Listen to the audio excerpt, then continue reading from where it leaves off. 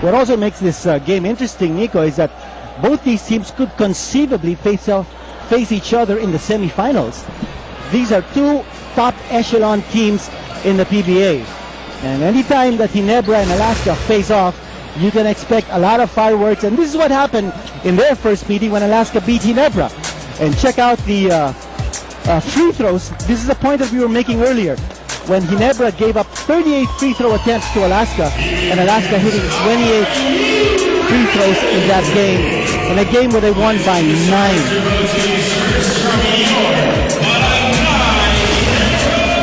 A lot of fans here about to meet the primary protagonists. Starting with the first 5 of Ginebra, coming off that stunning win over the Talking Tex, Talking Texters. Stunning is the right word for it, because Ginebra blasted Talking Tex by 24 points. But you know, we were talking how important this game is for both teams, because they're both in the running for semifinal slots, with San Miguel already assured of a semifinal slot. But what about the subplot in this game? You've got a Johnny Abarientos suited up for Barangay Ginebra. Here's a player, a former MVP, who played 8 years of his PBA career with Alaska and was part of Alaska's Grand Slam champion team in 1996. Now he's playing for Ginebra. What about Willie Wilson, also a former Alaska player, now going up against his old team? Those two players have something to prove. But I like the fact that Timco decided, okay, guys, it's an out-of-town game, let's be casual. Nagbaong lang sila, but they're still wearing the long sleeves and the neckties. Right. Half politically correct. I think it's called smart casual. On your screens is the mayor of Batangas City, Mayor Eduardo Dimacua. In fact, meron silang tournament dito named after him, the Mayor Eduardo Dimacua Cup. That's right, the good mayor with the ceremonial toss. Along with the team managers, Samboy Lim for Ginebra and Waki Trillo for Alaska. And how appropriate that Sunny Toss is involved in the ceremonial toss. By the way, looking at the starting lineup here for Alaska, you see that Coach Tim Cohn is going strong, going big. He's got Joe Devance, who's an excellent shot blocker. He's got Sunny Toss, also a shot blocker. And Tony De La Cruz gives a lot of size in that forward position. And for Barangay Ginebra, you can expect Joseph Pichico to play with 3 guards at a time, more often than not.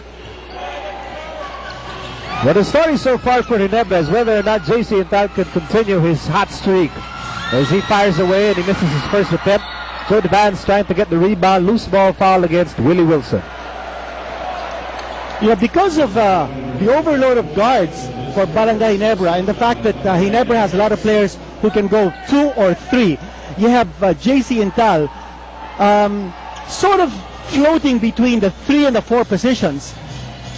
And let's see how he plays here against Tony De La Cruz.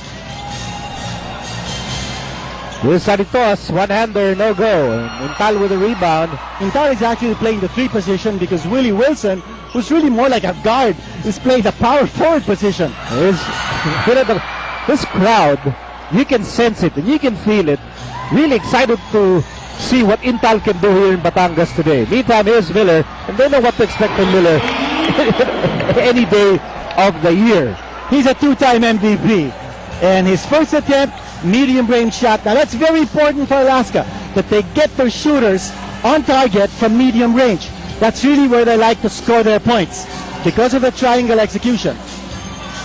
Villanueva to Intal. Intal posting up Miller. 6 to shoot for Ginebra. Nice swipe by Willie Miller. Here's Tenorio. Tenorio against Salino Cruz. Back pass Miller. Miller inside. Miller outside. And now he wants to post up the smaller Salino Cruz outside the van. Swipe. Near swipe by Tubid. 9 to shoot. Runner by Ellen. It's a 4-0 game for Alaska. Well, Alaska moving very, very well. Almost a deflection there, almost a botched play, but they recovered very, very quickly. Good composure. You can see that there's chemistry in this starting 5 of Alaska. Oh, nice move. Couple of ball fakes set up that move for the Raging Bull and Rigo Villanueva. First 2 points for Ginebra. And you notice Villanueva did not attack the basket with his back towards the basket. He attacked it facing up. And I think that's where he'll have more success going up against Sonny Toss.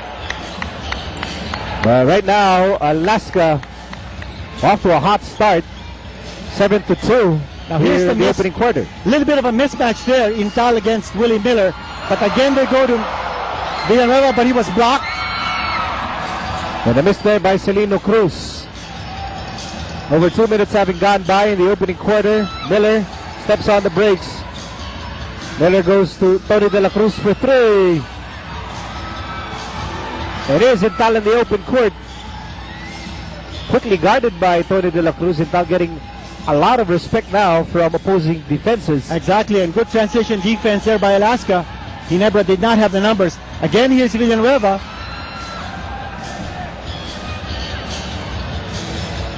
Here's Tenorio. That's a good call. Tenorio appeared like he palmed that ball, or he lifted that basketball. And that's a good matchup too, in the backcourt position. Celino Cruz, the veteran, and what a basketball history Celino Cruz has enjoyed here in the PBA. I mean, he was drafted by Talking Text in the 3rd round in 2002. Never got to play in the PBA until 2004. We share. And he's certainly a fixture in the PBA now. Celino, part of a long tradition of fantastic point guards from FEU. And Celino Cruz misses the layup. Rebound by Wilson. Oh, Wilson gets the basket. Nice trail job. He fished the foul. You know, Wilson is possibly the most undersized power forward in the league. But he will never be underpowered. That's right. You know, he's also very underrated. I don't think he never runs any play offensively for him. But he gets his points. And Willie Wilson, in fact, had 16 points when Ginebra beat Coca-Cola. And he connects. He has a 3-point play. Now, earlier you saw Barangay Ginebra close in on the ball carrier, and they do a good job at trapping, and that's why they created a turnover situation. Here's Tenorio. Tenorio for 3. No. Rebound for Tony De La Cruz. And Pippin is good for Joe DeVan. Somebody forgot to box out Tony De La Cruz, and it's back to a 4-point Alaska lead. And that's the size advantage that Alaska has. Alaska playing with 3 bigs on the floor. And Coach Joseph Ichico, we want to take a look at that disadvantage that he has.